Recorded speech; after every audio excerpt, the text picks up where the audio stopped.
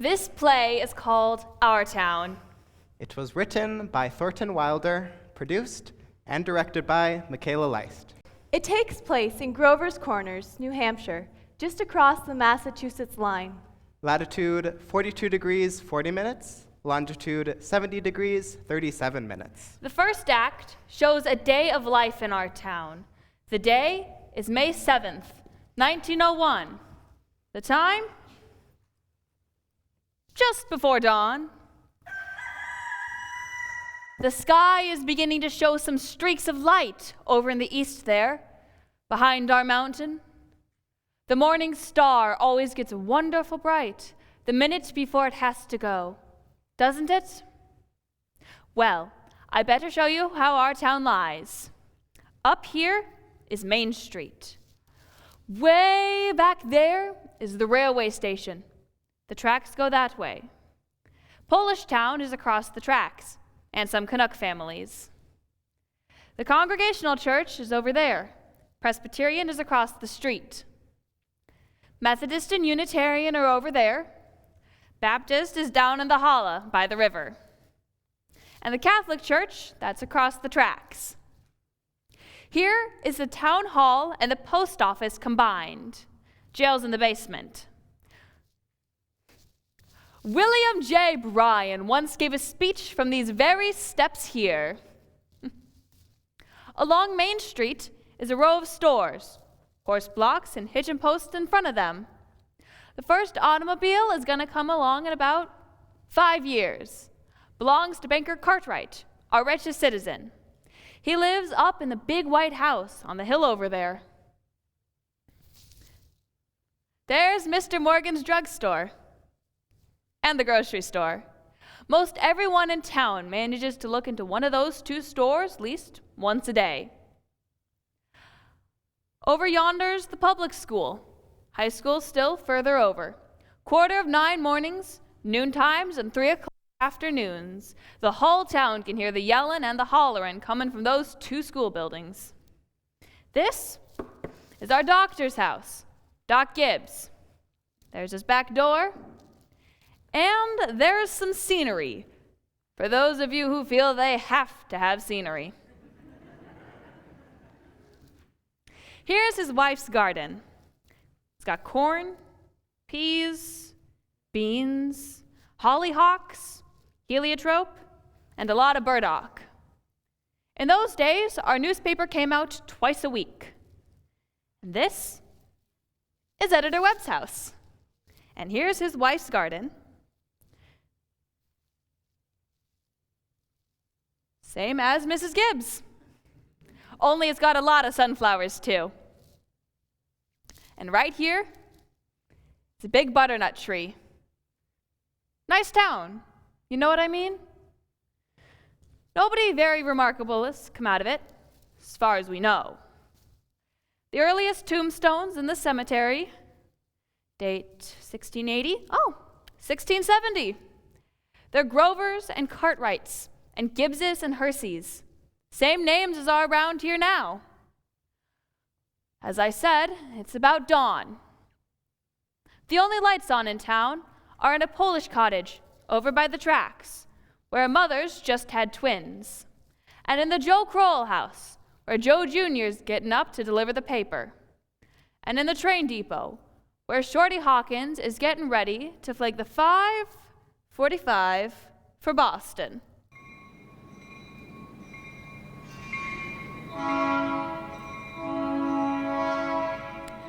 Naturally, out in the country, all around, folks have been up for quite some time, what with the milking and such. But townsfolk sleep late. Well, another day's begun. Here comes Doc Gibbs, coming down Main Street, coming back from that baby case. And here comes his wife, coming downstairs to get her breakfast.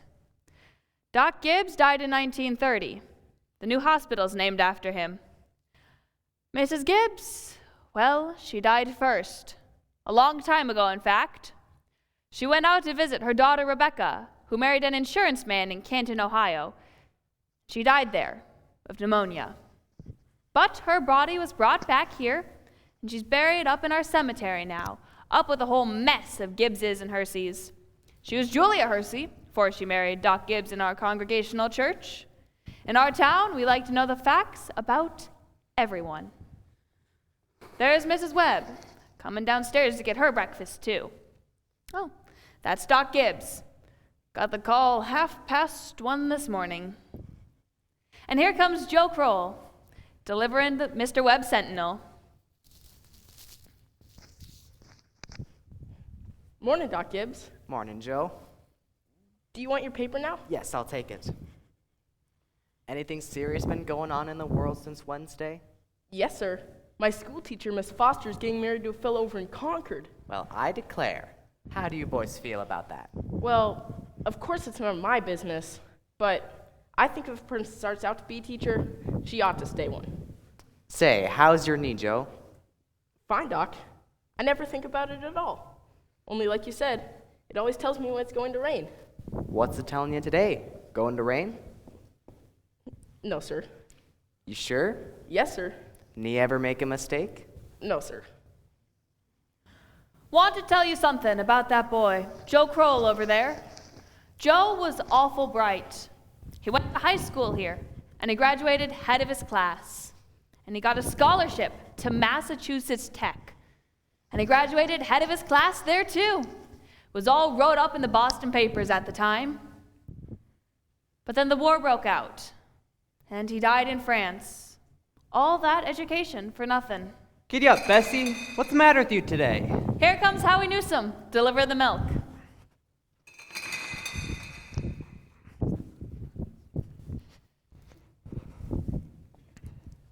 Morning, Doc. Morning, Howie. Somebody sick? Pair of twins over to Mrs. Goroslowski's. Twins, eh? This town's getting bigger every year. Going to rain, Howie?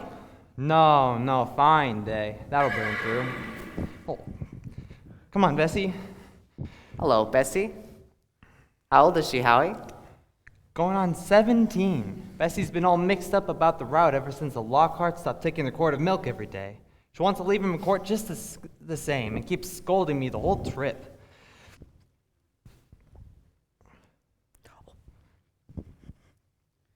Good morning, Howie.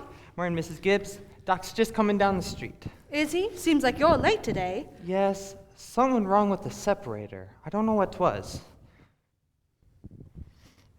Doc? Howie? Children, time to get up. George, Rebecca. Everything all right, Frank? Yes, I declare, easy as kittens. Bacon will be ready in a minute. Sit down and drink your coffee. You can catch a couple hours of sleep, can't you? Mrs. Wentworth's coming at 11. Guess I know what it's about, too.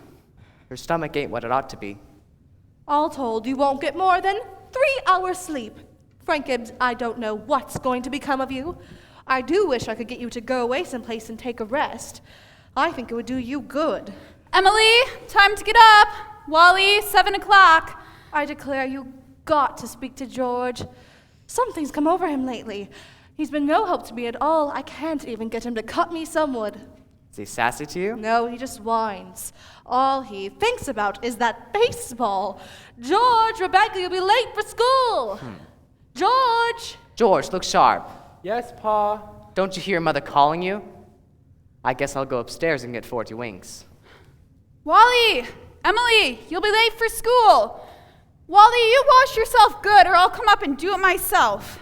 Ma, what dress shall I wear? Don't make a noise. Your father's been out all night and he needs his rest. I washed and ironed that blue gingham for you special. Ma, I hate that dress. Don't make a noise. Every day I go to school dressed like a sick turkey. Now, Rebecca, you always look very nice. Mama, George is throwing soap at me. I'll come up and slap the both of you. That's what I'll do. We've got a factory in our town, too. Hear it? It makes blankets. The Cartwrights own it, and it brung them a fortune. Pardon me. Wally, don't push me. To sleep is not dirty. Children, no, I won't have it. Breakfast is just as good as any other meal, and I won't have you gobbling like wolves. It'll stunt your growth, that's a fact. Put away your book, Wally. Oh, Ma, by 10 o'clock I got to know all about Canada. You know the rules well as I do. No books at table. As for me, I'd rather have my children healthy than bright. I'm both, Mama. You know I am. I'm the brightest girl in school for my age. I have a wonderful memory. Eat your breakfast. I'm bright too, when I'm looking at my stamp collection. I think 25 cents a week is enough for a boy your age. I declare I don't know how you spend it all. Oh, Ma, I got a lot of things to buy. Strawberry phosphates. That's what you spend it on. Well, I don't see how Rebecca comes to have so much money. She has more than $1. I've been saving it up gradual. Well, dear, I think it's a good thing to spend it every now and then. Oh, Mama, do you know what I love most in the world? Do you? Money. Eat your breakfast. Mama, there's a first Take your lunches. Go. And run along and don't be late and make any more trouble. Walk fast, but you don't need to run. Wally, pull up your pants at the knee. Stand up straight, Emily. Tell Miss Foster I send her my best congratulations. Can you remember that? Yes, Mom. You look real nice, Rebecca. Pick up your feet. Here, Chick Chick. Here, Chick Chick. What's the matter with you? Go away, you. Go away. Here, Chick Chick. Fight, fight, fight. That's all you do. Oh, you don't belong to me. Where'd you come from? Oh, don't be so scared. Nobody's gonna hurt you. Oh, good morning, Myrtle. How's your cold? Well, I still get that tickling feeling in my throat. I told Charles I didn't know as I'd go to choir practice tonight. Wouldn't be any use. Have you tried singing over your voice? Yes, but somehow I can't do that and stay on the key. While I'm resting myself, I thought I'd string some of these beans. Let me help you with that. Beans have been good this year. I've decided to put up 40 quarts if it kills me. The children say they hate them, but I noticed they're able to get them down all winter. Myrtle, I've got to tell you something. Because if I don't tell somebody, I'll burst. Why, Julia Gibbs. Give me some more of those beans. Now, Myrtle, did one of those second-hand furniture men from Boston come to see you last Friday? No. Well, he called on me. First, I thought he was a patient wanting to see Dr. Gibbs, and he wormed his way into my parlor. And Myrtle Webb, he offered me $350 for his grandmother Wentworth's high boy as I'm sitting here. Why, Julia Gibbs. He did that old thing. Why, it was so big I didn't know where to put it, and I almost gave it to Cousin Hector Wilcox. Well, you're going to take it, aren't you? Oh, I don't know. You don't know? $350. What's come over you? Well, if I could get the doctor to take the money to go on a real trip, I'd sell it like that. You know, Myrtle, it's been the dream of my life to go see Paris, France. Oh, it sounds crazy, I suppose, but I've been promising myself if we ever had the chance. How does the doctor feel about it? Well, I did beat about the bush a little, saying if I ever got a legacy, that's the way I put it, I'd make him take me somewhere. What did he say? Well, you know how he is. Haven't heard a serious word out of him since I've known him. No, he said, it would make him discontented with Grover's Corners to go traipsing about Europe. Better well enough leave it alone, he says. Every 2 years he takes a trip to the battlefields of the Civil War, and that's enough treat for anybody, he says. Well, Mr. Webb just admires the way Dr. Gibbs knows everything about the Civil War. Mr. Webb's a mind to give up Napoleon and move over to the Civil War, only Dr. Gibbs, being one of the greatest experts in the country, just makes him despair. It's a fact. Dr. Gibbs is never so happy as when he's at Antietam or Gettysburg. Oh, the times I've walked over those hills, Myrtle, stopping at every bush and pacing it out like we were going to buy it. Well, if that secondhand man's really serious about buying it, Julia, then you sell it. Then you'll get to see Paris all right. Just keep dropping hints from time to time. That's how I got to see the Atlantic Ocean, you know. Oh, I'm sorry I even mentioned it. It just seems to me that once in your life before you die, you got to go to a place where nobody speaks English and nobody even wants to. Thank you, ladies. Thank you very much. We're going to skip a few hours now, but first we want a little more information about our town here. A scientific account, so you might say. So I have asked Professor Willard from our state university to come and sketch in a few details about our past history here. Is Professor Willard here?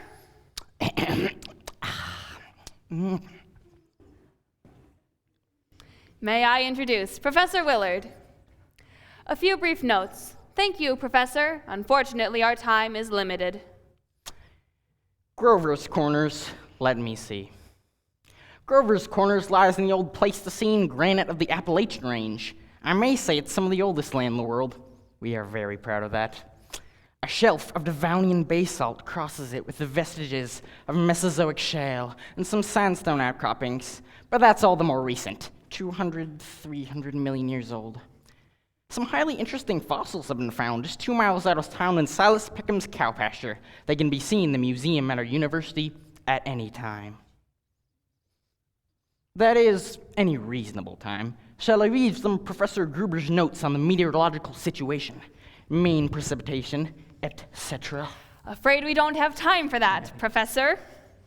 Might we have a few words on the history of man here? Yes.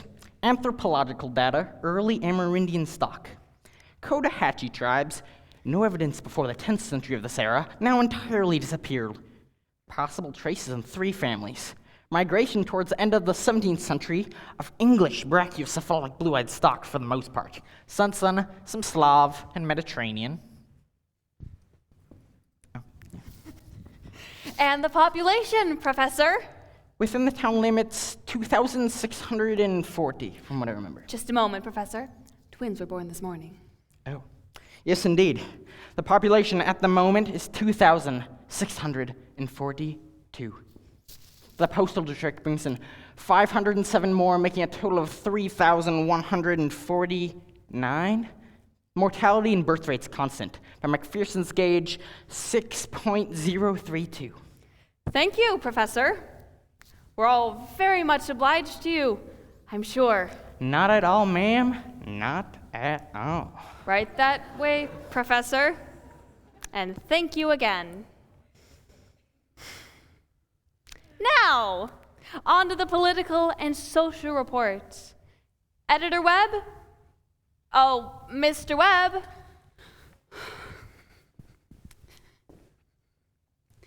He'll be out in a minute. He just cut his hand while he was eating an apple. Thank you, Mrs. Webb. Charles, everybody's waiting.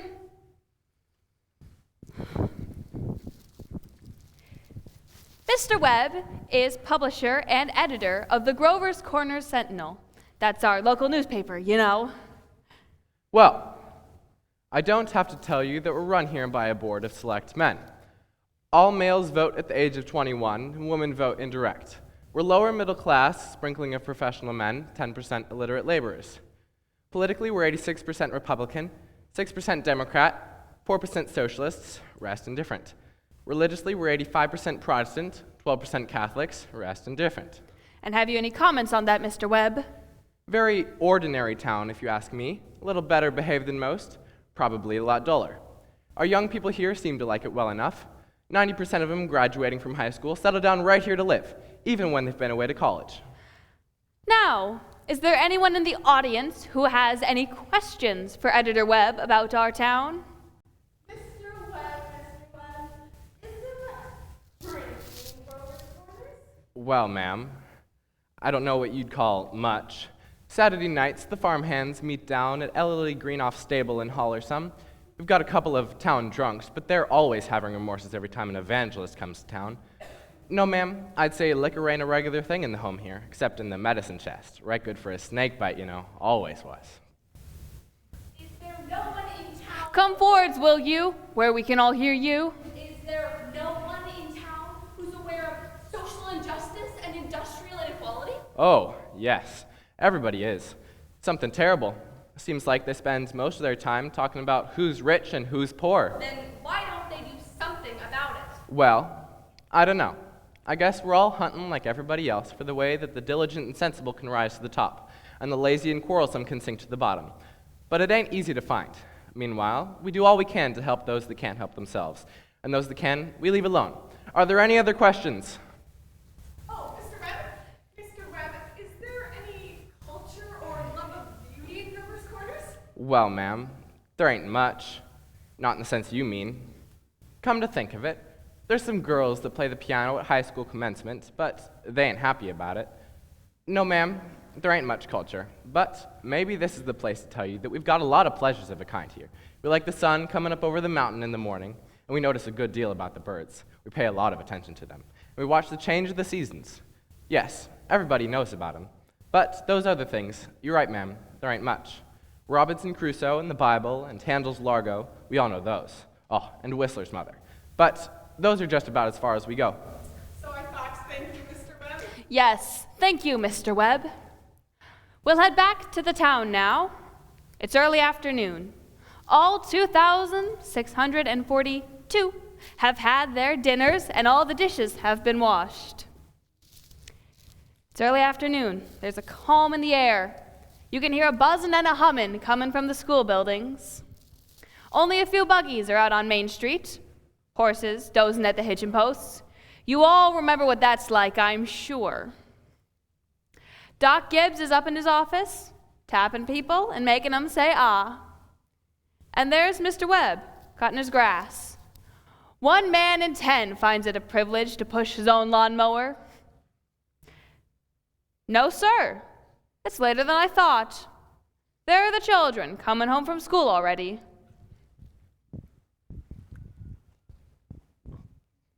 I can't, Lois. I've got to go home and help my mother. I promised.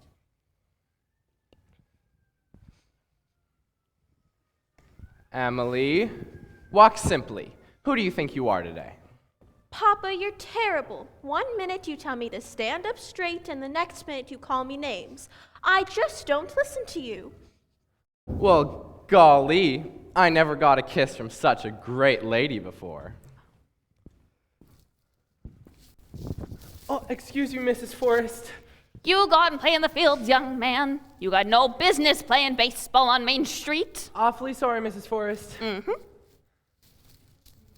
Hello, Emily. Hello.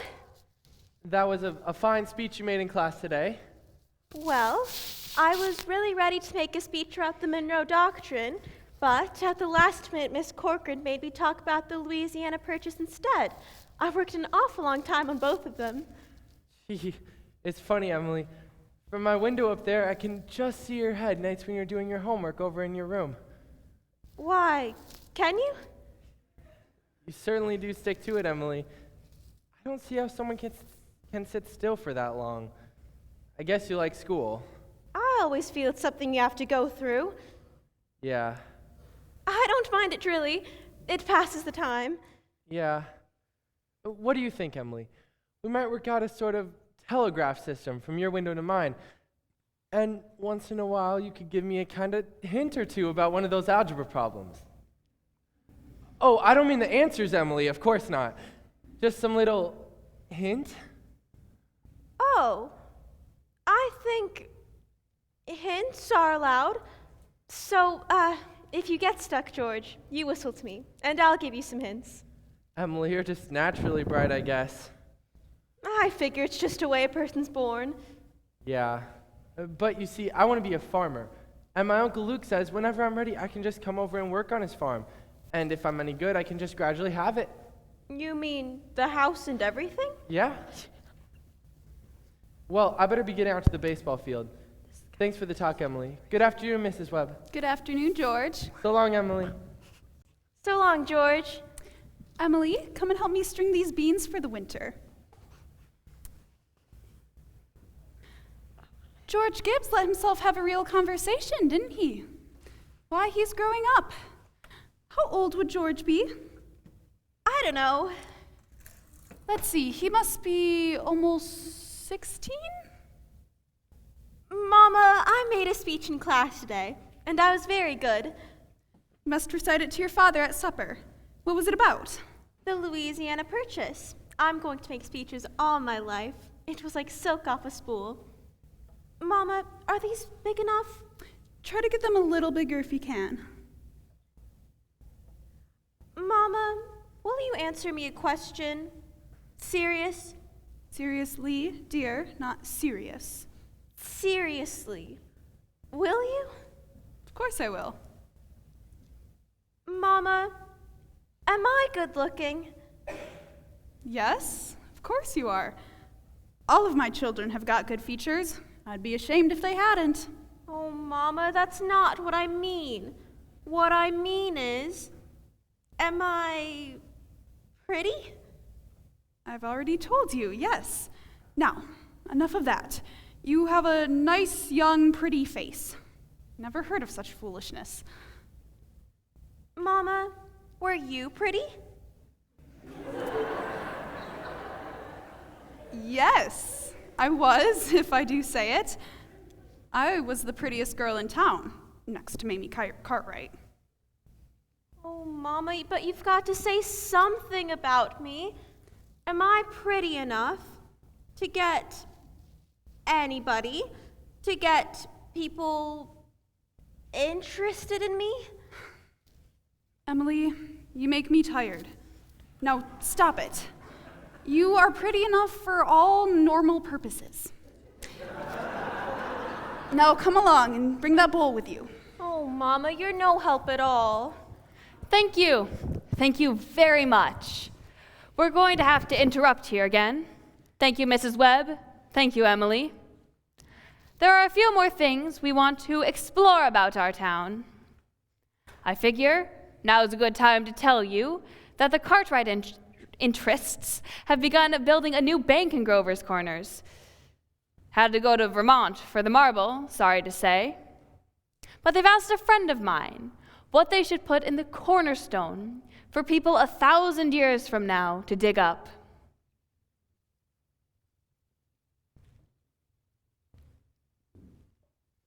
Of course, they put in a copy of the New York Times and a copy of Mr. Webb's Sentinel.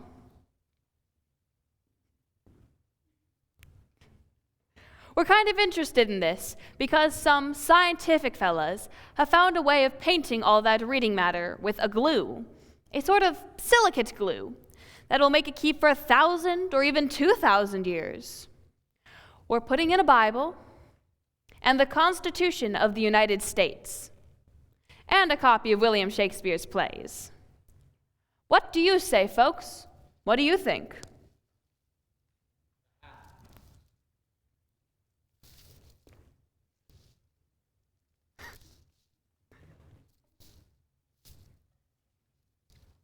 You know, Babylon once had 2 million people in it, and yet all we know about them is the names of some of their kings and some copies of wheat contracts and contracts for the sale of slaves. And yet, every night they sat down for supper, and the father came home from work, and smoke went up the chimney, same as here. And even in Greece and Rome, all we know about the real lives of those people is what we can piece together through the joking poems and comedies that they wrote for their theater back then. So, I've decided to put a copy of this play into the cornerstone for people to dig up 1,000 years from now, and so that they will know a few simple facts about us, more than just the Treaty of Versailles or the Lindbergh Flight. See what I mean? So, people 1,000 years from now, this is the way we were in the provinces north of New York at the beginning of the 20th century. This is the way we were in our growing up, and in our marrying, and in our living, and in our dying.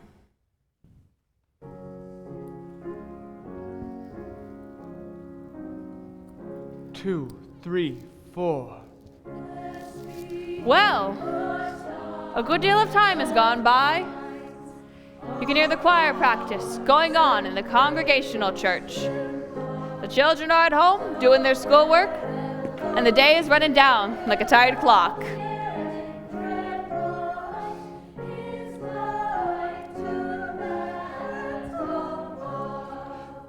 Now look here, everybody. Music is coming to the world to give us pleasure. Again. 2, 3, 4.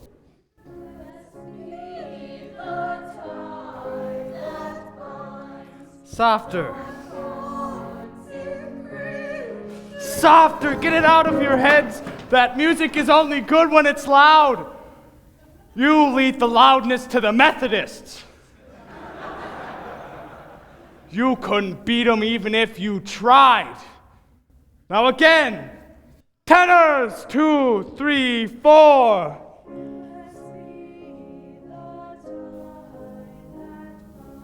Emily. Hello. Hello. I can't work at all. The moonlight's so terrible. Emily, did you get the third problem? Which? The third. Why, yes, George. That's the easiest of them all.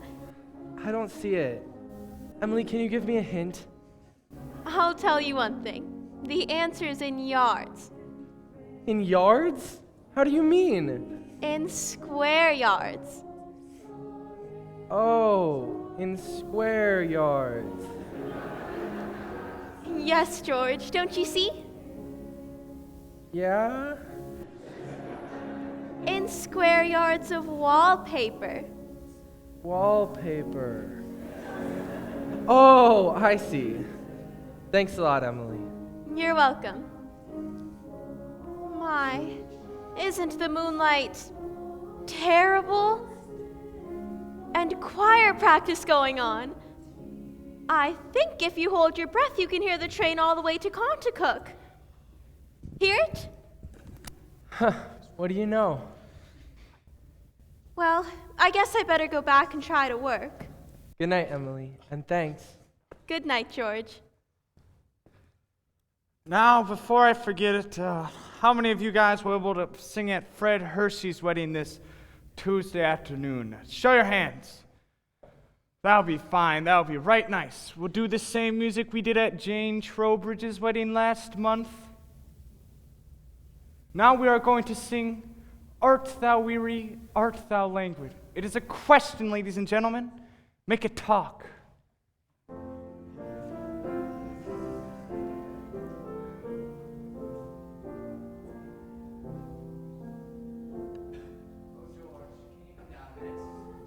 Yes, Pa.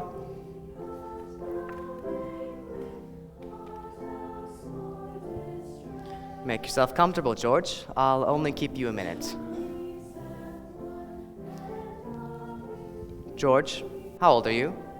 I'm 16, almost 17, Pa. What do you want to do after school's over? Why, you know, Pa, I want to be a farmer on Uncle Luke's farm.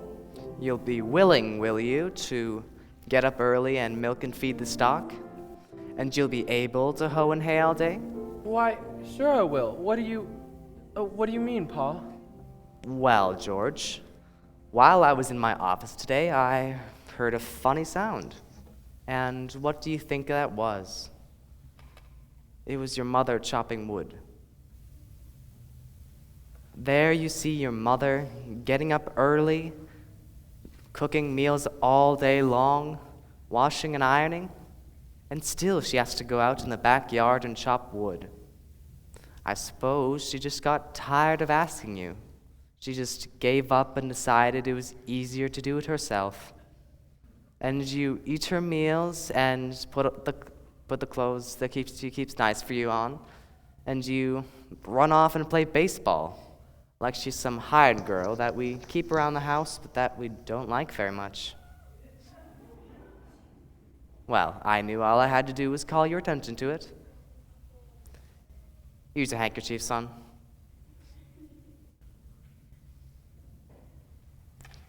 George, I've decided to raise your spending money 25 cents a week. Not, of course, for chopping wood for your mother, because that's a present you give her, but because you're getting older, and I imagine there are lots of things you must find to do with it. Thanks, Pa. Tomorrow's your payday. You can count on it. Probably Rebecca will feel she ought to have some more, too. Wonder what could have happened to your mother. Choir practice never was as late as this before. It's only 8:30, Pa. I don't know why she's in that old choir. She hasn't any more voice than an old crow. Traipsed around the streets at this hour of the night. Just about time you retired, don't you think? Yes, Pa.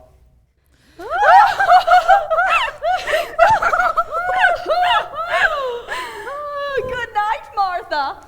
Good night, Mr. Foster. I'll tell Mr. Webb. I know who ought to put it in the paper. My, it's late. Good night, Irma. Real nice choir practice, wasn't it? Myrtle Webb, look at that moon, will you? Potato weather for sure. Naturally. I didn't want to say a word about it in front of those others.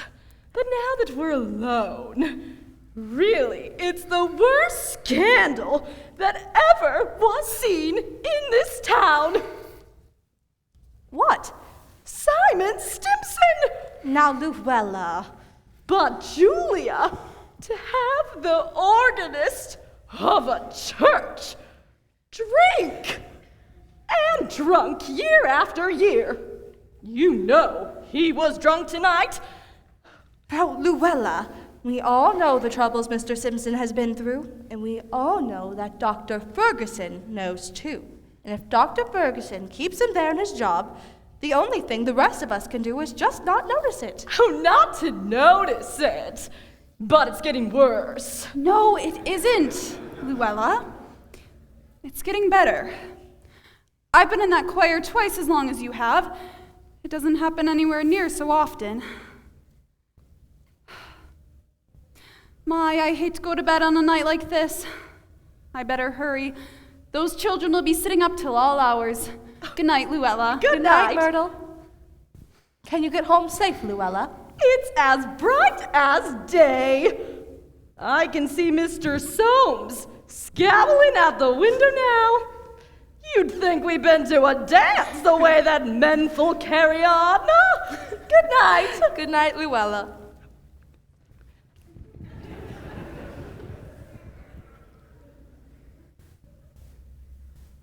Well, we had a real good time. You're late enough. Why, Frank, ain't Andy later than usual? And you stopping at the corner to gossip with a lot of hens. Now, Frank, don't be grouchy.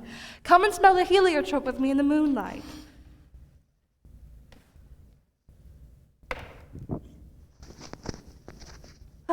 Isn't that wonderful? What did you do all the time I was away? Oh, I read as usual. What were the girls gossiping about tonight? Well, believe me, Frank, this time there was something to gossip about. Simon Stimson far gone, was he? Worst I've ever seen him. How will that end, Frank? Dr. Ferguson can't forgive him forever. I suppose I know more of Simon Stimson's affairs than anybody in this town. Some people just ain't made for small-town life. I don't know how that'll end, but there's nothing we can do but just leave it alone. Come, get in. No, not yet, Frank. I'm worried about you. What are you worried about? I think it is my duty to make sure that you get a real rest and change. And if I get that legacy, well, I'm going to insist on it. Now, Julia, there's no sense in going over that again. Frank, you're just unreasonable. Come on, Julia, it's getting late. First thing you know, you'll catch a cold.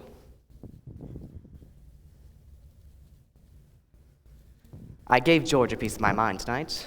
I reckon you'll have your wood chopped for a while anyway. No, start getting upstairs. Oh, there's so many things to pick up, seems like. Oh, you know, Frank, Mrs. Fairchild always locks her front door every night. All those type of people that part of town do. They're getting citified, that's the trouble with them. They haven't got nothing fit to burgle, and everybody knows it.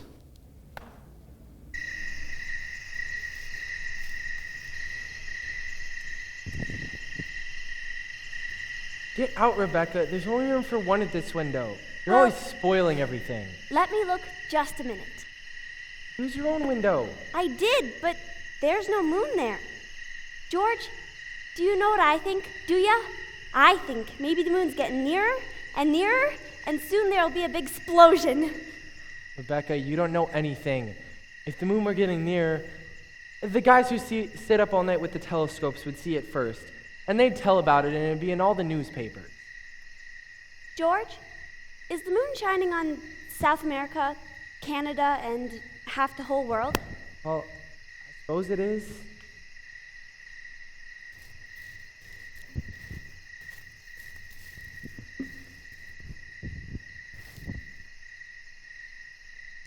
"9:30. Most of the lights are out. Oh, there's Constable Warren, trying a few doors on Main Street. And here comes Editor Webb after putting his newspaper to bed. Good evening, Bill. Evening, Mr. Webb. Quite a moon. Yup. All quiet tonight. Simon Stimson's been rolling around a little. Just saw his wife moving out to hunt for him, so I looked the other way. Hey, there he is now. Good evening, Simon. Seems the town's settled down for the night pretty well. Good evening. Yes. Looks like most of the town's settled down for the night. Simon! I guess you better do the same. Can I walk a long ways with you? Good night.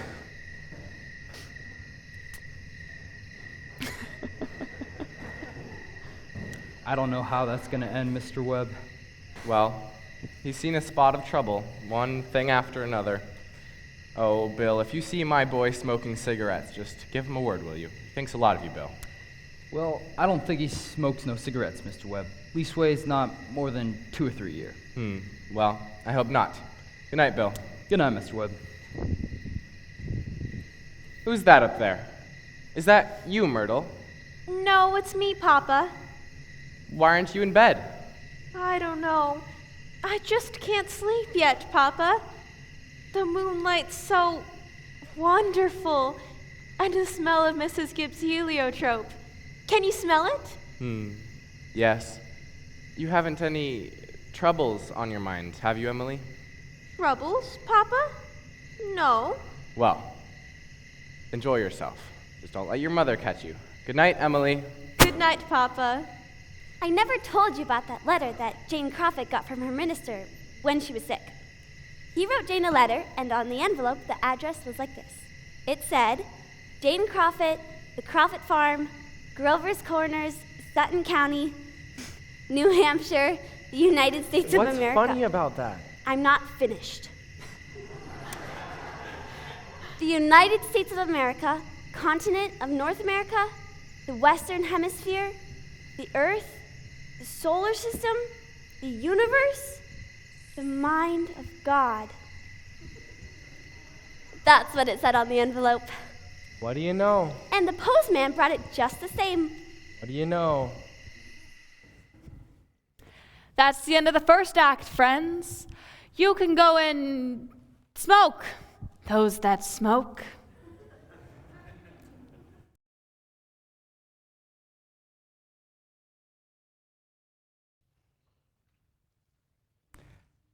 Three years have gone by.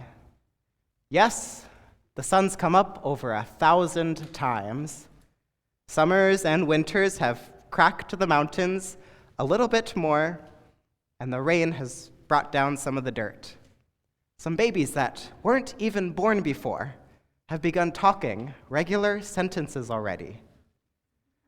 And a number of people who thought they were right young and spry have noticed they can't bound up a flight of stairs like they used to without their heart fluttering a little. All of that can happen in 1,000 days. Nature's been pushing and contriving in other ways too.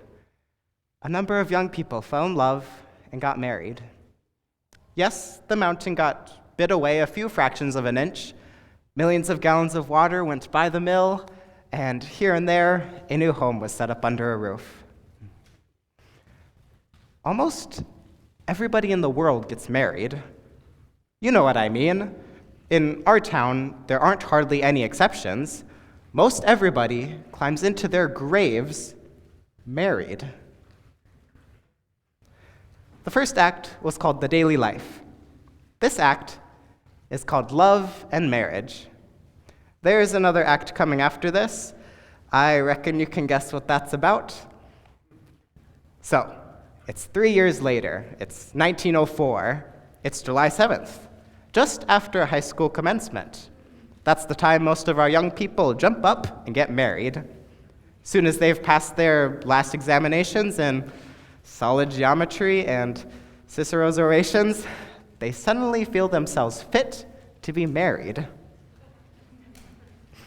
It's early morning, only this time, it's been raining. It's been pouring and thundering. Mrs. Gibbs' garden and Mrs. Webb's there, drenched. All those bean poles and pea vines, drenched. All yesterday, over there on Main Street, the rain looked like curtains being blown along.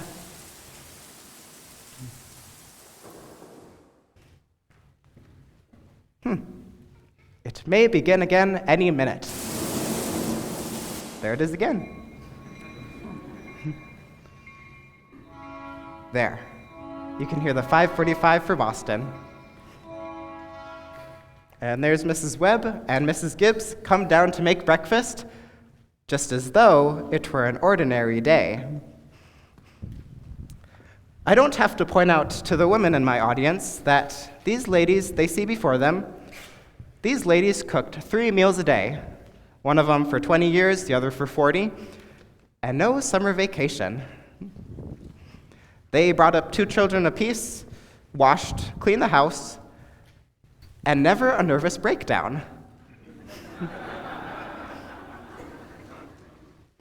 It's like what one of those Middle West poets once said, you've got to love life to have life, and you've got to have life to love life.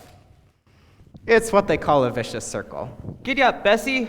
Here comes Howie Newsom delivering the milk, and there's Cy Crowell delivering the papers like his brother before him.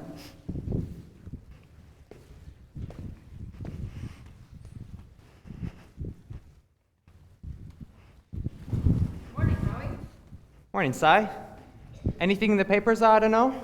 Nothing much, except we're losing about the best baseball pitcher Grover's Corners ever saw, George Gibbs. I reckon he is. He'd hit and run bases, too. Yep, mighty fine ball player. Whoa, Bessie.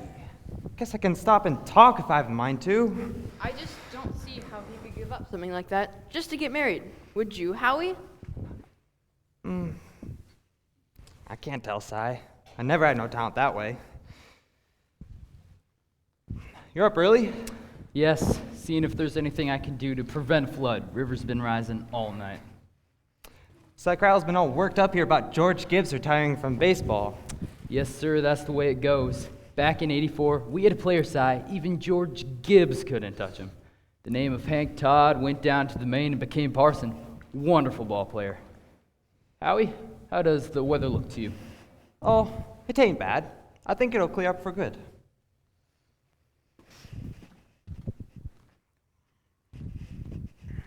Good morning, Howie. Oh, you think it's gonna rain today? Morning, Mrs. Gibbs. It rains so heavy, I think it'll clear up. Certainly hope it will. Oh, my wife says to tell you that we both hope they'll be very happy, Mrs. Gibbs. No, they will. Thanks a lot, Howie. Tell your wife I hope she gets there to the wedding. Yes, she'll be there. She'll be there if she can.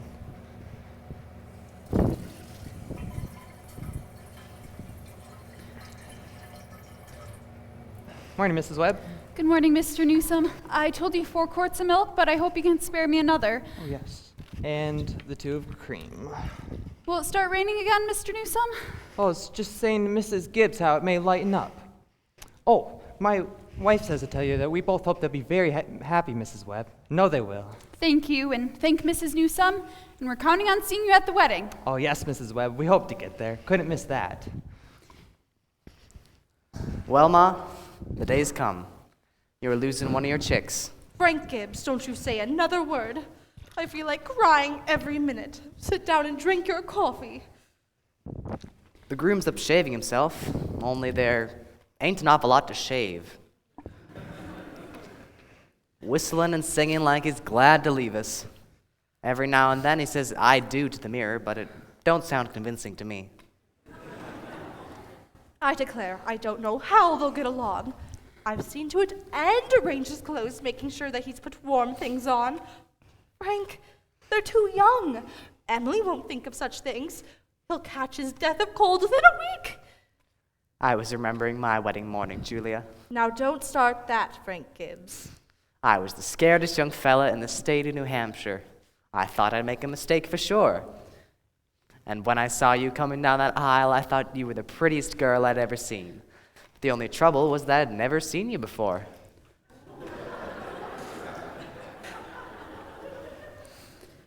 There I was in the Congregational Church, marrying a total stranger. And how do you think I felt? Frank, weddings are perfectly awful things. Farces, that's what they are. Here, I made you something. Why, Julia Gibbs. French toast? Tain't hard to make, and I had to do something.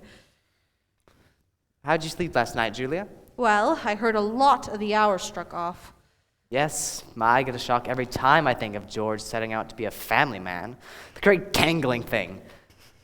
I tell you, Julia, there's nothing so terrifying in the world as a son. The relation of father and son is the darndest, awkwardest... Well, mothers and daughters are no picnic, let me tell you. They'll have a lot of troubles, I suppose, but that's none of our business. Everybody has a right to their own troubles. Yes, people are meant to go through life 2 by 2. Tain't natural to be lonesome. Julia, do you know one of the things I was scared of when I married you? Oh, go along with you. I was afraid you wouldn't have material for conversation more than last us a few weeks. That's a fact. Well, you and I have been conversing for 20 years now without any noticeable barren spells. Well, good weather, bad weather. Tain't very choice, but I always find something to say. Did you hear Rebecca staring around upstairs? No. Only time of the year she hasn't been managing everybody's business up there. She's up in her room. I got the impression she's crying. Lord's sakes, this has to stop. Rebecca! Rebecca, come and get your breakfast. Good morning, everybody. Only 5 more hours to live. George Gibbs, where do you think you're going? Just stepping across the grass to see my girl. George! It's raining torrents! You put on your overshoes. You don't go outside unless you're prepared for it. Oh, Ma, it's just a step. George, do as your mother tells you. George, you'll catch your death of cold and cough all through the service. From tomorrow on, you can kill yourself in all weathers. But while you're in my house, you'll live wisely, thank you. Maybe Mrs. Webb isn't used to callers at 7 in the morning. Here, take a cup of coffee first. I'll be back in a minute.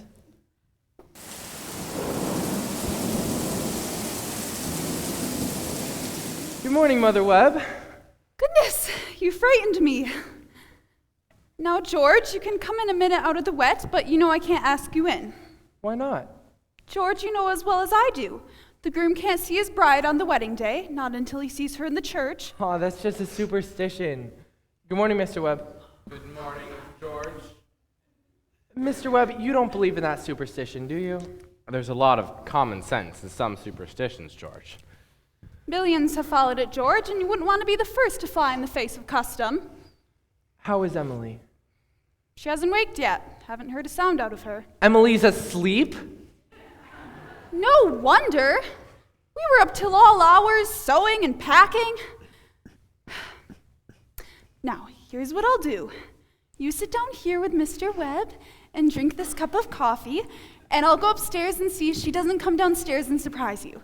There's some bacon too, but don't be too long about it.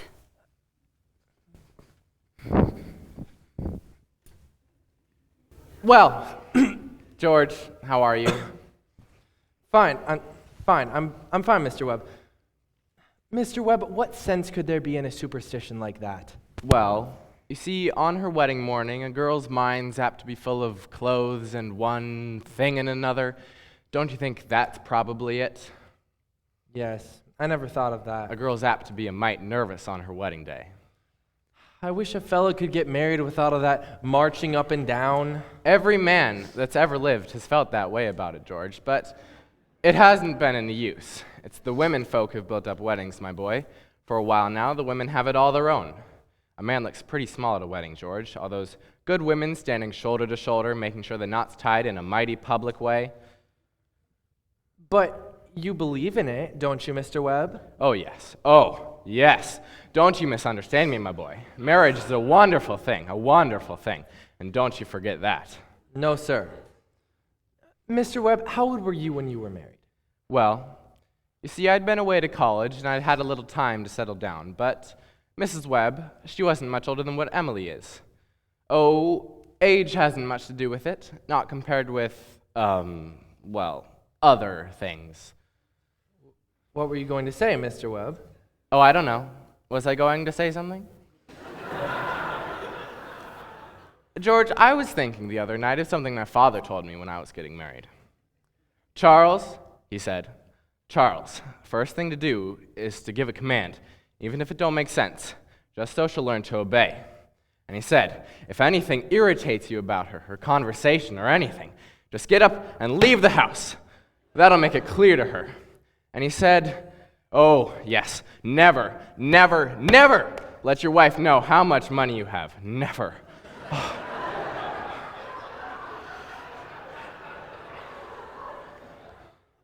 Well, Mr. Webb... So I took the opposite of my father's advice, and I've been happy ever since. Now let that be a lesson to you, George, never to ask advice on personal matters.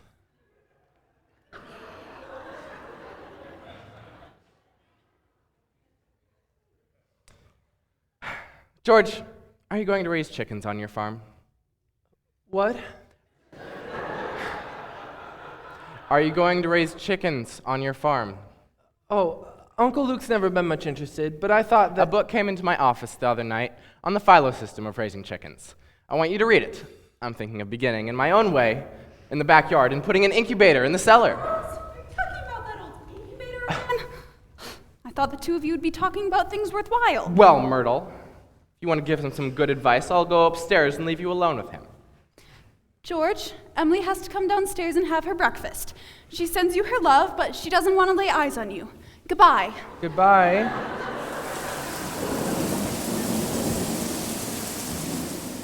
I guess you don't know about that older superstition, do you, Myrtle?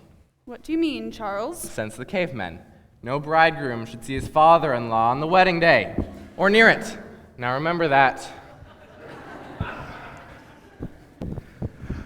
Thank you very much, Mr. and Mrs. Webb.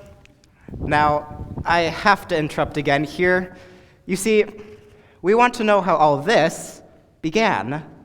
This wedding, this plan to spend a lifetime together. I am awfully interested to know how big things like that begin. You know how it is. You're 21, 22, and you make some decisions, then whoosh, you're 70. You've been a lawyer for 50 years. And that white-haired lady at your side has eaten over 50,000 meals with you. How do such things begin? George and Emily are going to show you now the conversation they had when they first knew that, as the saying goes, they were in love. But before they do it, I want you to try and remember what it was like to have been very young. And particularly the days when you were first in love, when you were like a person sleepwalking and didn't quite see the street that you were in and didn't quite hear everything that was said to you. You're just a little bit crazy. Will you remember that, please? Now, they'll be coming out of high school at 3 o'clock. George has just been elected president of the junior class, and as it's June, that means he'll be president of the senior class all next year. And Emily's just been elected secretary and treasurer. I don't have to tell you how important that is. Yep, there they are coming down Main Street now. I can't, Luis. I've got to go home. Goodbye. Oh, Ernestine, can you come over tonight and do Latin? Isn't that Cicero the worst thing? Tell her mother you have to. Goodbye. Goodbye, Helen. Goodbye, Fred. Emily, can I carry your books home for you, Emily? Why, thank you. It isn't far. Oh, excuse me a moment, will you, Emily? Say, Bob, if I'm late, start practice without me, and give Herb some long high ones. Goodbye, Lizzie. Goodbye, Lizzie. I'm awfully glad you were elected too, Emily. Thank you. Emily, why are you mad at me? I'm not mad at you. You've been treating me so funny lately. Well, since you ask me, I might as well say it right out. George, goodbye, Miss Corcoran. Goodbye, Miss Corcoran. What is it? I don't like the whole change that's come over you in the last year. I'm sorry if that hurts your feelings, but I've got to tell the truth and shame the devil. What change? Well, up until a year ago, I used to like you a lot. And I used to watch you as you did everything because we'd been friends so long. But then you began spending all your time at baseball, and you never stopped to speak to anybody anymore. And George, it's a fact. You've got awful conceited and stuck up, and all the girls say so. They might not say so to your face, but that's what they say about you behind your back. And it hurts me to hear them say it, but I've got to agree with them a little.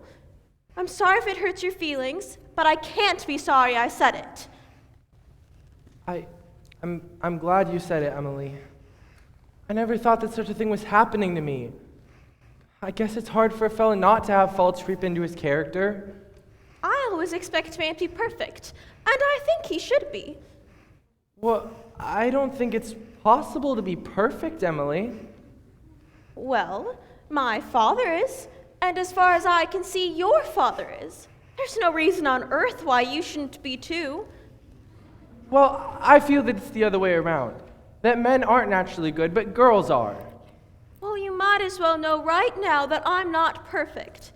It's not as easy for a girl to be perfect as a man, because we girls are more nervous.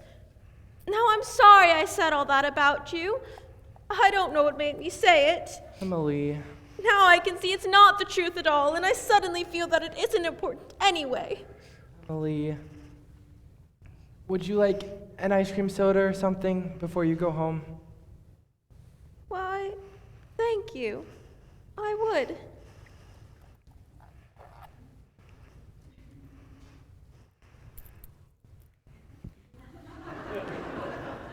Hello, Stu. How are you? Good afternoon, Miss Slocum.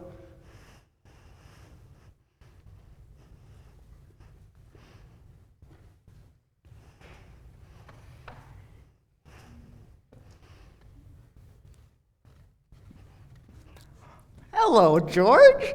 Hello, Emily.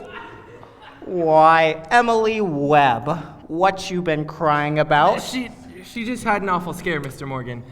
She almost got run over by that hardware store wagon. Everyone says that Tom Huckins drives like a crazy man. Well now, you take a drink of water, Emily. You look all shook up. I tell you, you've got to look both ways before crossing Main Street these days. Gets worse every year. What do you have? I'll have a strawberry phosphate. Thank you, Mr. Morgan. No, Emily, have an ice cream soda with me. 2 strawberry ice cream sodas, please, Mr. Morgan. 2 strawberry ice cream sodas. Yes, sir. Yes, sir. There are 125 horses in Grover's Corners this minute I'm talking to ya. State inspector was in here yesterday, and now they're bringing in these automobiles. The best thing to do is just stay home. Why? I can remember when a dog could go to sleep all day in the middle of Main Street and nothing come along to disturb him.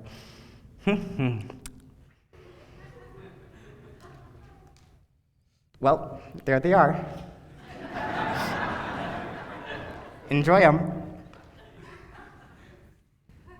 Yes, Miss Ellis. What can I do for you?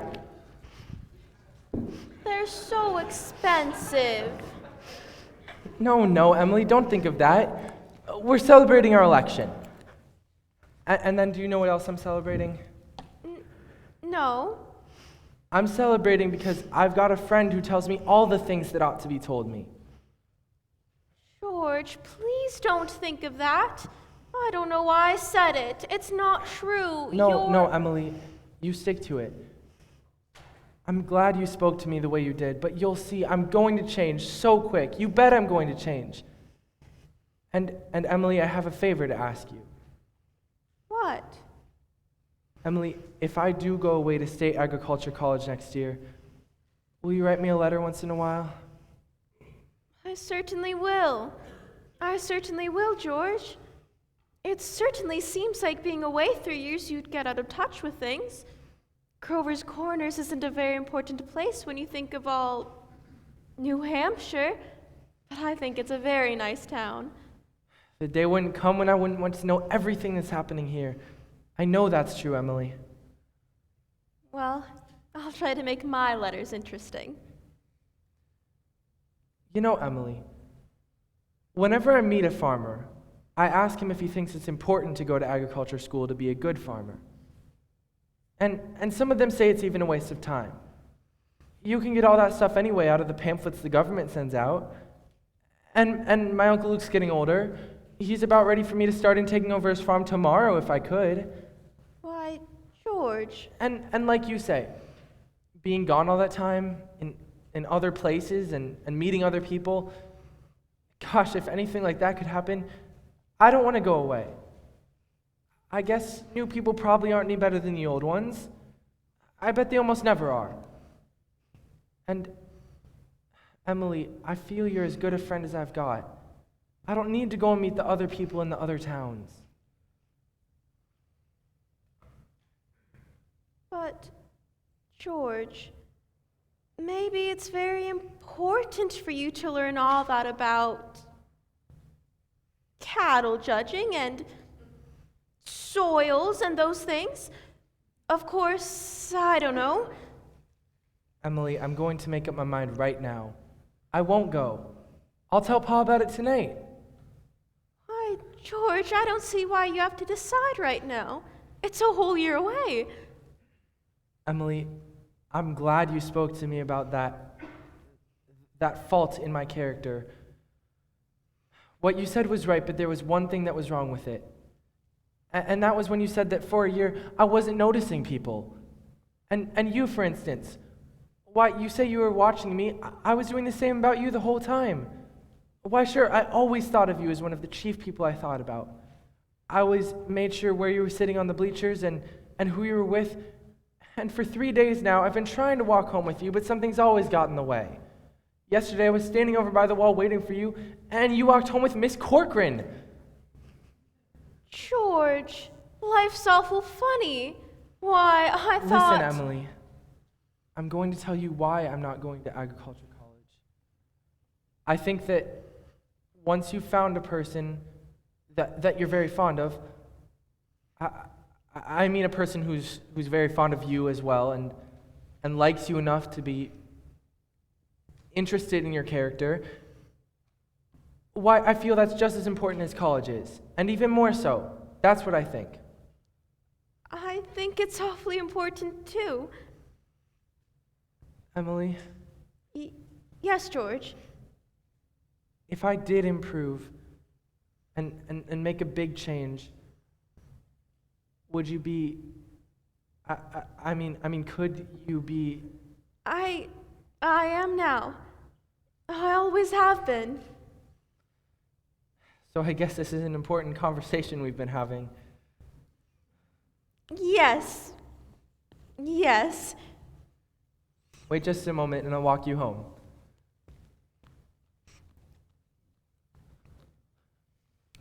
Mr. Morgan, I'm going to have to go home to get the money to pay you for this. What's that, George Gibbs? Do you mean to tell me? Yes, but I had my reasons. Look, here's my gold watch to keep until I come back with the money. That's all right. You keep your watch. I'll trust ya. I'll be back in 5 minutes. I'll trust you 10 years, George. Not a day over. Got all over your shock, Emily? Yes. Thank you, Mr. Morgan. It was nothing. I'm ready.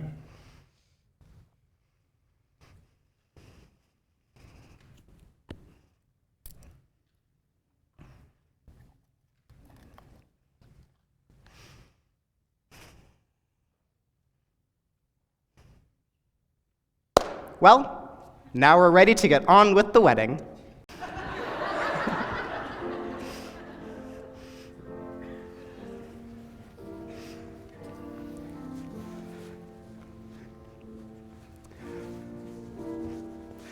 There are a lot of things to be said about a wedding. There are a lot of thoughts that go on during a wedding. We can't get them all into one wedding, naturally, and especially not into a wedding at Grover's Corners, where they're awfully plain and short. In this wedding, I play the minister. That gives me the right to say a few more things about it. For a while now, the play gets pretty serious. You see, some churches say that marriage is a sacrament. I don't quite know what that means, but I can guess. Like Mrs. Gibbs said a few moments ago, people were made to live 2 by 2. This is a good wedding. But people are so put together that, even at a good wedding, there's a lot of confusion way down deep in people's minds, and we thought that that ought to be in our play too. The real hero of this scene isn't on stage at all, and you know who that is. It's like what one of those European fellas said. Every child born into this world is nature's attempt to make a perfect human being. Well, we've seen nature pushing and contriving for some time now. We all know that nature's interested in quantity, but I think she's interested in quality too. That's why I'm in the ministry. And don't forget about all the other witnesses at this wedding. The ancestors, millions of them. Most of them set out to live 2 by 2 also. Millions of them. Well, that's all my sermon. 'Twa'n't very long anyway.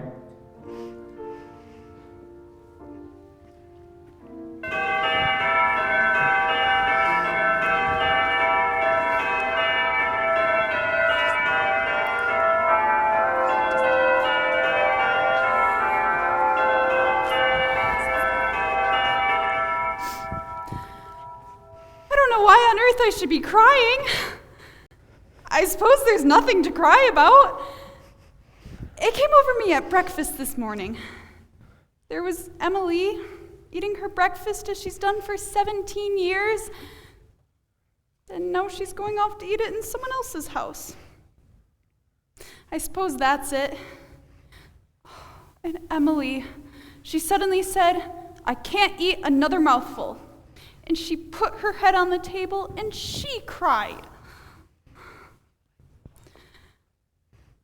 Oh, I've got to say it. You know, there is something cruel about sending our girls out into marriage like this. I hope some of her girlfriends have told her a thing or two. It's cruel, I know it is. But I just couldn't bring myself to say anything. I went into it blind as a bat myself. The whole world's wrong. That's what's the matter. There they come. Hey, George! Look at him, fellas. Looks scared to death. George, don't look so innocent. Don't disgrace the Grover's Corners whales. All right. That'll do. That's enough of that. There used to be an awful lot of that kind of thing in weddings in the old days. Rome and later. We're more civilized now. So they say. George! George! What's the matter? Ma, I don't want to grow old. Why is everybody pushing me so? Why, George? You wanted it. No, Ma, listen to me. No, George. You're a man now. Listen, Ma, for the last time I ask you, all I want to do is to be a fella that... George! If anybody should hear you. Now stop. Why? I'm ashamed of you.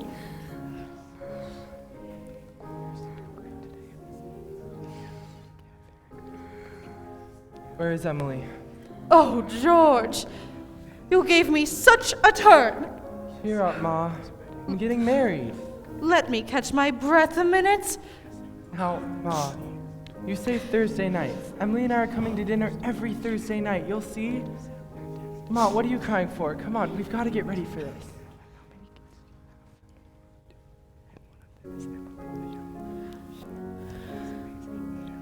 I've never felt so alone in my life.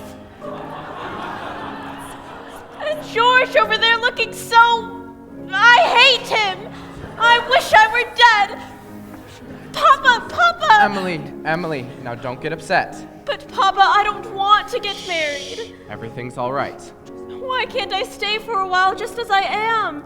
Let's go away. No. Now stop and think a little. Don't you remember that you used to say, all the time that I was your girl? There must be lots of places we can go to. I'll work for you. I could keep house. You mustn't think of such things. You're just nervous, Emily. George, will you come here a minute? Why? You're marrying the best young fellow in the world. George is a fine fellow. But Papa... I'm giving away my daughter, George. Do you think you can take care of her? Mr. Webb, I want to try. Yes.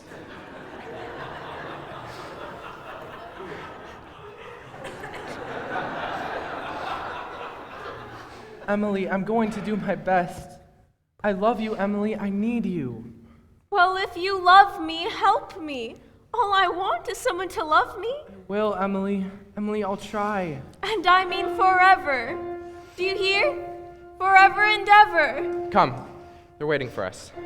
Now you know everything will be all right. Come quick.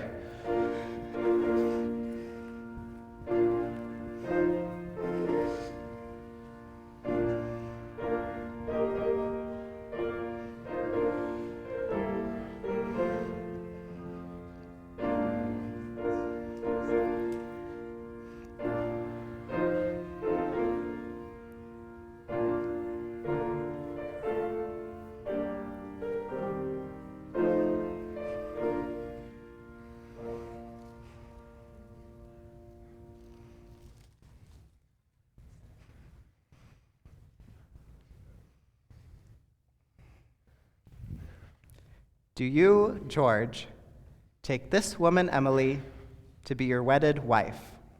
To have... Perfectly lovely wedding.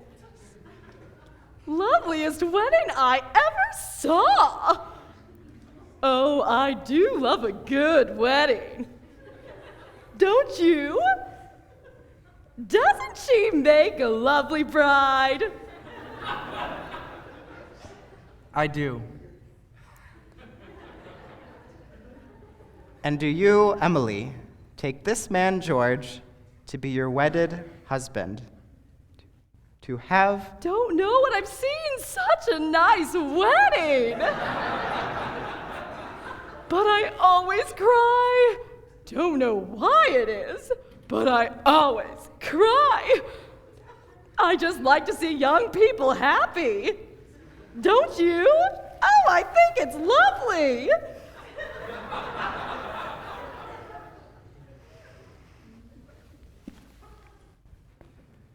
I've married over 200 couples in my day.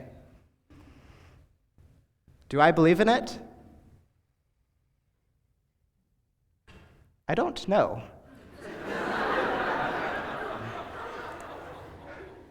M marries N, millions of them. The cottage, the go-kart, the Sunday afternoon drives in the Ford. the first rheumatism, the grandchildren, the second rheumatism, the deathbed, the reading of the will. Once in 1,000 times it's interesting. Well, let's have Mendelssohn's Wedding March.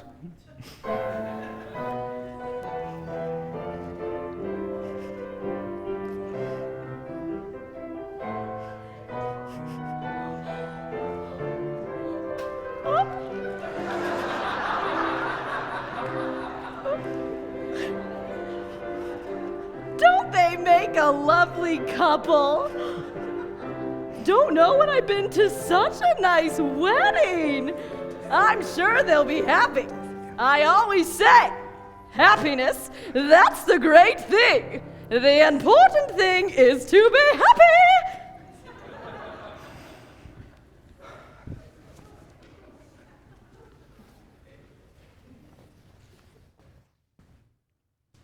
Well, that's all second act, folks.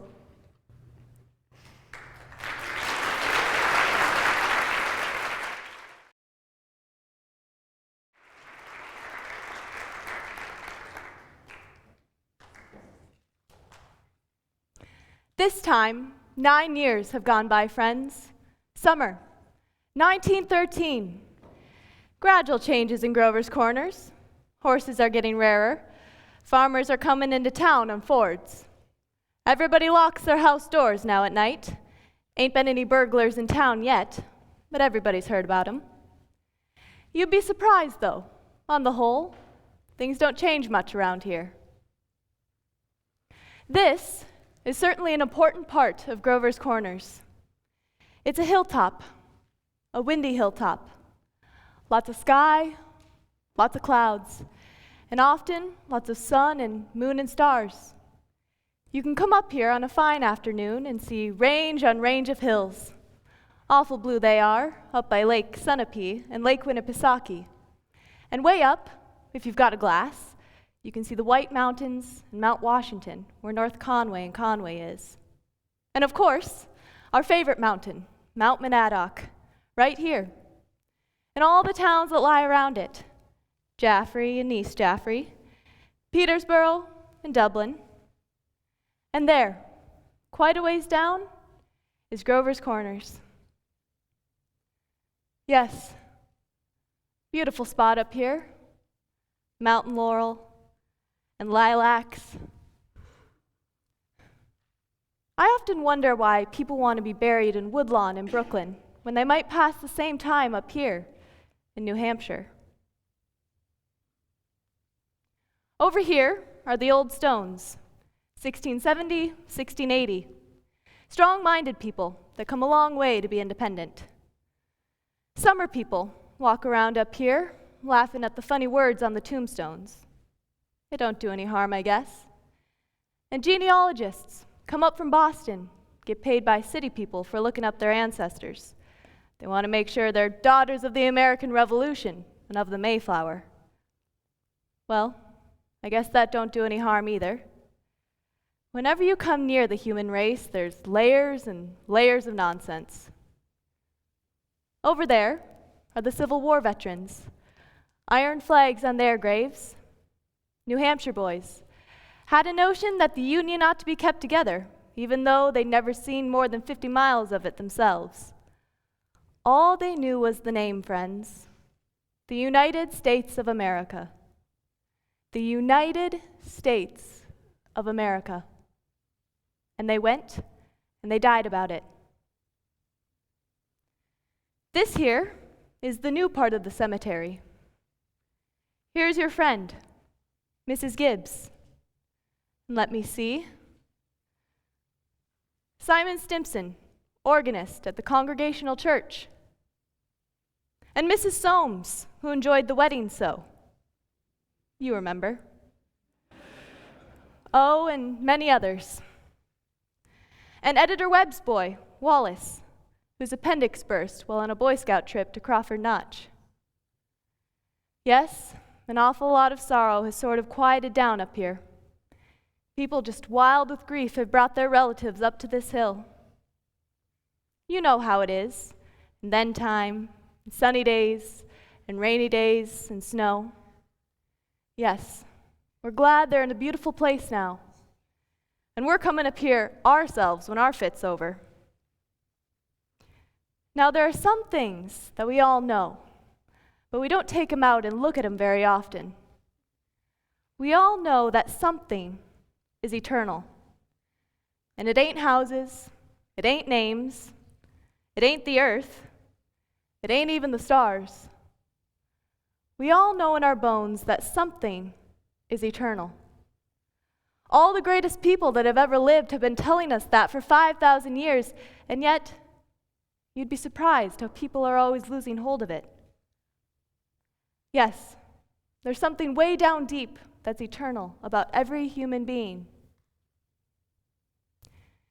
You know as well as I do that the dead don't stay interested in us living people for very long. Gradually, they lose hold of the earth. The ambitions they had, the pleasures they had, the things they suffered, and the people they loved. They get weaned away. That's the way I put it. Weaned away. And they stay here while the earth part of them burns out, burns away. And all that time, they slowly grow indifferent to what's going on in Grover's Corners. They're waiting. They're waiting for something they feel is coming, something important and great. Are they waiting for the eternal part in them to come out clear? Some of the things they'll say maybe will hurt your feelings, but that's the way it is. Mother and daughter, husband and wife, enemy and enemy, money and miser. All these terribly important things seem to grow pale around here. And what's left when your memory's gone and your identity? Mrs. Smith? Well, there are some living people. There's Joe Stoddard, our undertaker, supervising a new-made grave. And here comes a Grover's Corners boy who left town to go out west. Good afternoon, Joe Stoddard. Good afternoon. Good afternoon. Let me see now. Do I know you? I'm Sam Craig. Gracious sakes alive, of all people. I should have known you'd be back for the funeral. You've been away a long time, Sam. Yes, been away over 12 years. I'm in business out in Buffalo now, but I was in the East when I heard news of my cousin's death, so I thought I'd combine things a little and come see the old home. You look well. Yes, can't complain. It's very sad our journey today, Samuel. Yes. I always say I hate to supervise when a young person is taken. Well, they'll be here in a few minutes now. I had to come here early today. My son's supervising at the home. Old Farmer McCarty.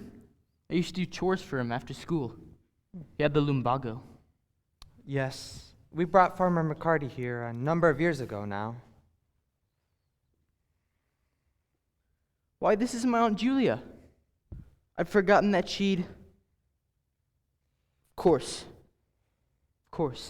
Yes. Doc Gibbs lost his wife like 2-3 years ago around this time, and today's another pretty bad blow for him, too. That's my sister Carrie's boy. Sam. Sam Craig.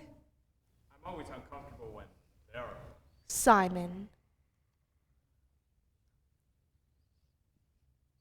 Do they choose their own verses much, Joe?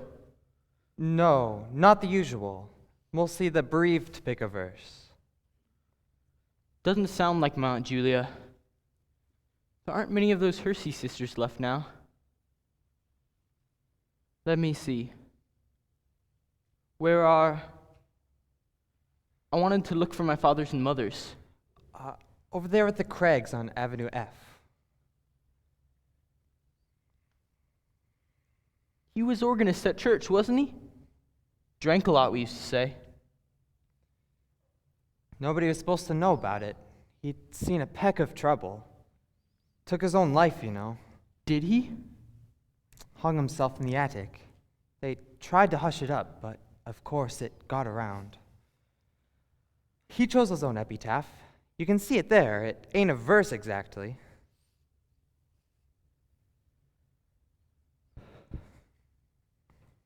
Why, it's just some notes of music. What is it? Oh, I wouldn't know. It was wrote up in the Boston papers at the time. Joe, what did she die of? Who? My cousin. Oh, well, didn't you know? Had some trouble bringing a baby into the world. 'Twas her second, though. There's a little boy about 4 years old. The grave's going to be over there? Well, there ain't much more room over here among the Gibbses, so they're opening a whole new Gibbs section over by Avenue B. Oh, you'll excuse me now. I see they're coming.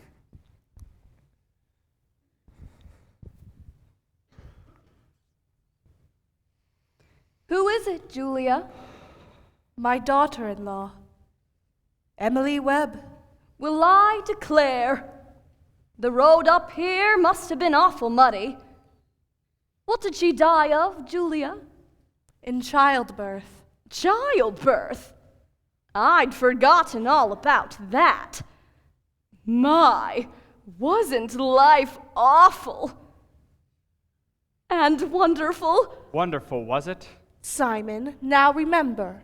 I remember Emily's wedding. Wasn't it a lovely wedding?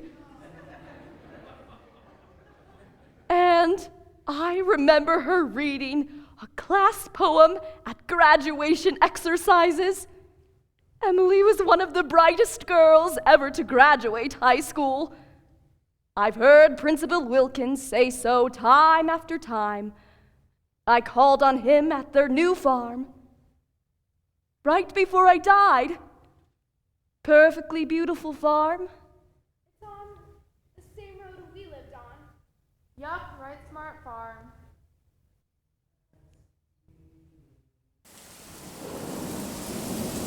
I always liked that hymn.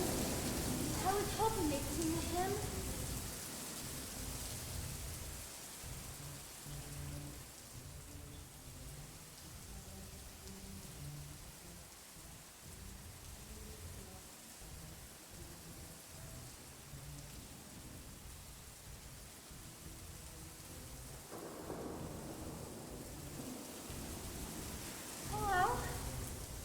Hello, Emily.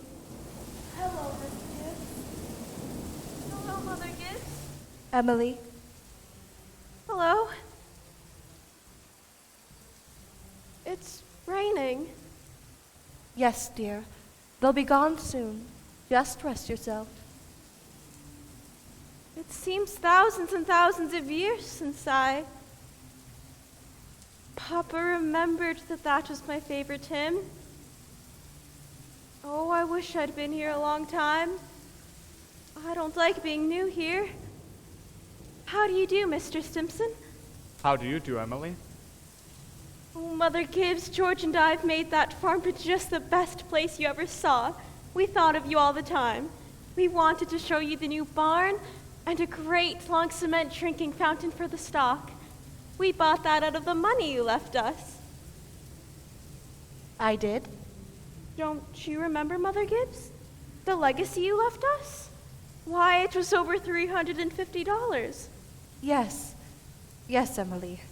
Well, there's a patent device on the drinking fountain so that it never overflows, Mother Gibbs, and it never sinks below a certain mark they have there. It's fine. It won't be the same to George without me, but it's a lovely farm. Live people don't understand. Do they? No, dear. Not very much. They're sort of shut up in little boxes, aren't they? I feel I knew them last 1,000 years ago. My little boy's spending the day at Mr. Carter's. Oh, Mrs. Carter, my little boy's spending the day at your house. Is he? Yes, he loves it there. Oh, Mother Gibbs, we have a Ford too. Never gives any trouble. I don't drive though. Mother Gibbs, When does this feeling go away? Of being one of them? How long does it? Shh, dear. Just wait and be patient. I know. Look, they're finished. They're going. Shh.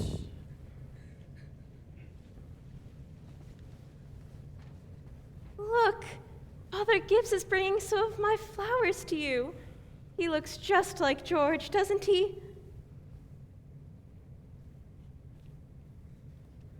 Oh, Mother Gibbs, I never realized before how troubled and how in the dark live persons are. Look at him. I loved him so. From morning till night. That's all they are. Troubled. Little cooler than it was. Yes, that rain's cooled it off a little. Those northeast winds always do the same thing, don't they? It isn't a rain, it's a 3-day blow. But, Mother Gibbs, one can go back. One can go back there again. Into living. I feel it. I know it. Why, just then for a moment I was thinking about the farm. And for a minute I was there. And my baby was on my lap as plain as day. Yes, of course you can. I can go back there and live all those days over again. Why not? All I can say is, Emily, don't. But it's true, isn't it? I can go and live back there again? Yes, some have tried, but they soon come back here. Don't do it, Emily. Emily, don't! It's not what you'd think it'd be. But I'll choose a happy day. I'll choose the day I first knew that I loved George. Why should that be painful? You not only live it, but you watch yourself living it. And as you watch, you see what the others down there never know. You see the future. You know what is going to happen afterwards. But is that painful? Why? That's not the only reason why you shouldn't do it, Emily. When you've been here longer, you'll see that our life here is to forget all that and think of what's ahead and be ready for what's ahead. When you've been here longer, you'll understand. But, Mother Gibbs, how can I ever forget that life? It's all I know. It's all I had. Oh, Emily, it isn't wise. Really, it isn't. But it's a thing I must know for myself. I'll choose a happy day anyway. No! Choose an unimportant day. Choose the least important day of your life. It'll be important enough. Then, it can't be since I was married, or since the baby was born. I can choose a birthday at least, can't I? I choose my 12th birthday. All right, February 11th, 1899, a Tuesday. Do you want any special time of day? Oh, I want the whole day. We'll begin at dawn. You remember, it had been snowing for several days, but it had stopped the night before. They'd just begun clearing the roads. Sun's coming up. Why, there's Main Street. And there's Mr. Morgan's drugstore before he changed it. And there's the livery stable. Yes, it's 1899. This is 14 years ago. Oh, that's a town I knew as a little girl. And look, there's the old white fence that used to be around our house. Oh, I'd forgotten that. Oh, I love it so. Are they inside? Yes. Your mother will be downstairs in a minute to make breakfast. Will she? And you remember, your father had been away for several days. He'd just come back on the early morning train. No. He'd been back to his old college to make a speech at Western New York, at Clinton. Look, there's Howie Newsome. And there's our policeman. But he's dead. Whoa, Bessie.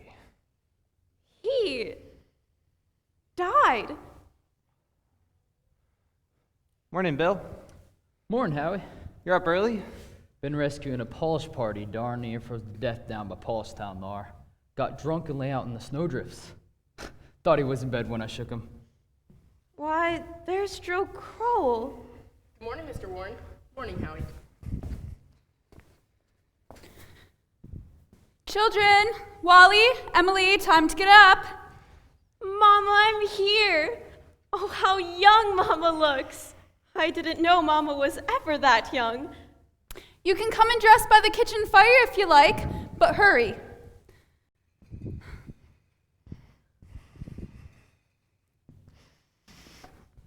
Good morning, Mr. Newsome. Ooh, it's cold. 10 below my barn, Mrs. Webb. Think of it. Keep yourself wrapped up. Mama, I can't find my blue hair ribbon anywhere. Just open your eyes, dear. That's all. I laid it out for you special on the dresser there. If it were a snake, it would bite you. Yes!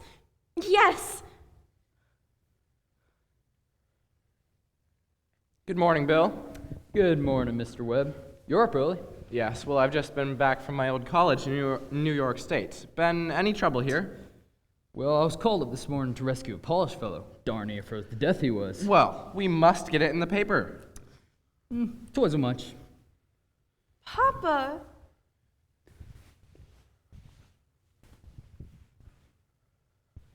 Oh, good morning, Mother. How did it go, Charles? Oh, fine, I guess. I told him a few things.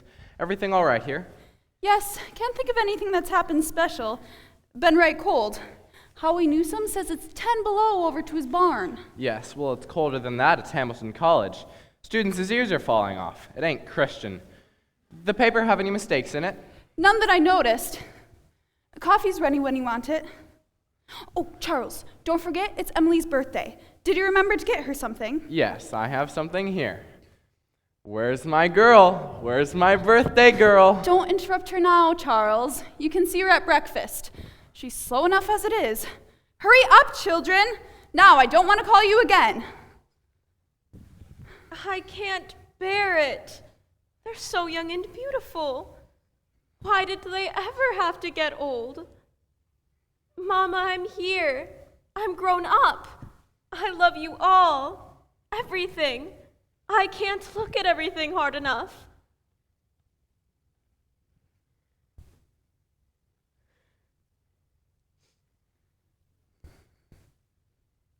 Good morning, Mama.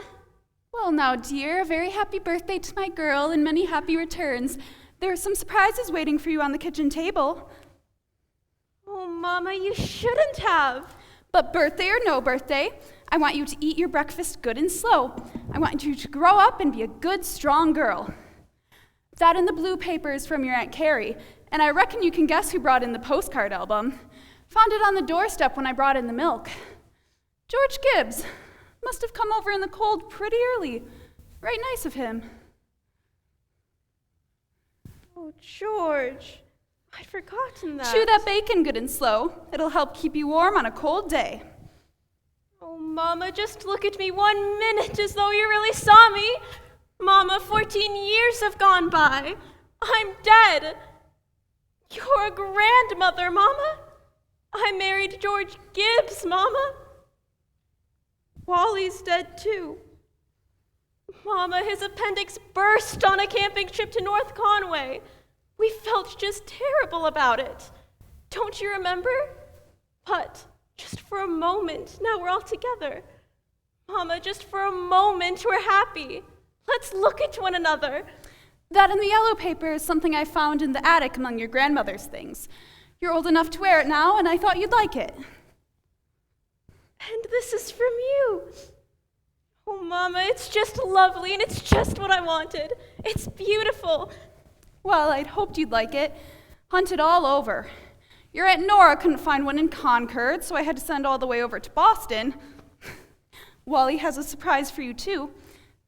He made it in his manual training class, and he's very proud of it. Be sure to make a big fuss when you open it.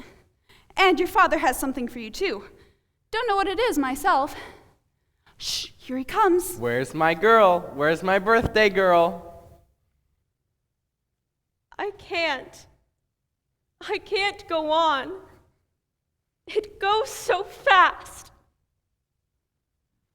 We don't have time to look at one another. I didn't realize. So all that was going on.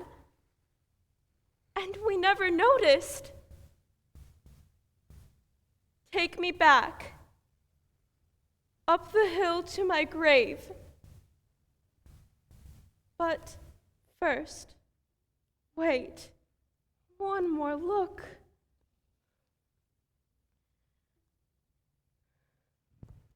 Goodbye. Goodbye, world.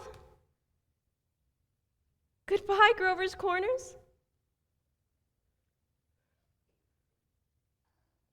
Mama and Papa. Goodbye to clocks ticking, and Mama's sunflowers, and food, and coffee, and new iron dresses, and hot baths, and sleeping, and waking up. Oh, Earth, you're too wonderful for anybody to realize you. Do any human beings ever realize life while they live it? Every minute? No. The saints and poets, maybe. They do some. I'm ready to go back.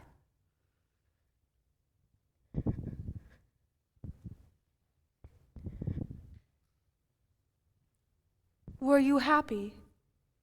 No. I should have listened to you. That's all human beings are. Just blind people. Look, it's clearing up. The stars are coming out. Oh, Mr. Stimson, I should have listened to them. Now you know. Now you know what it was to be alive, to move about in a cloud of ignorance, trampling on the feelings of those about you, to always be at the mercy of one self-centered passion or another.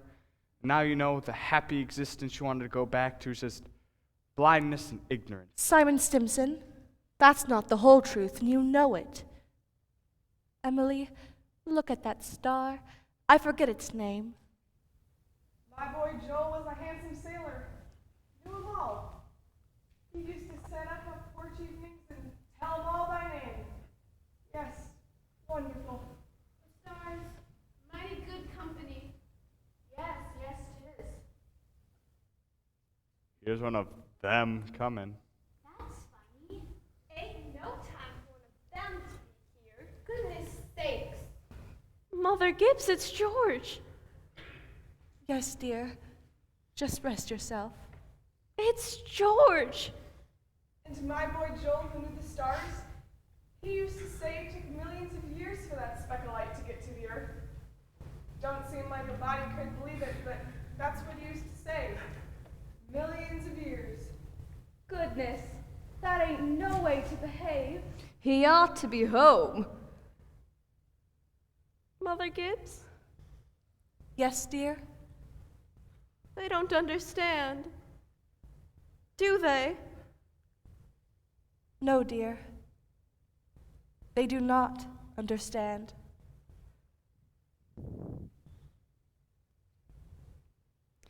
Most everybody's asleep in Grover's Corners.